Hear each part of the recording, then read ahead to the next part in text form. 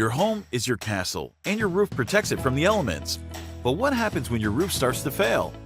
Over time, the shingles on your roof can become damaged by weather, falling debris, and other factors.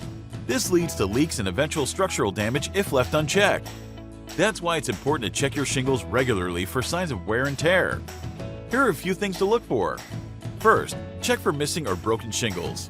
If you notice any missing or have cracks or holes in them, it's time to call in the experts. Second, look for curling or buckling shingles. If your shingles are curling at the edges or buckling in the middle, it's a sign that they're old or need to be replaced. Finally, check for shingles that are covered in granules. If you notice that you're losing granules, it means that they're worn out and need to be replaced. If you detect any of these signs, call Houston Roofing to get your roof repaired today.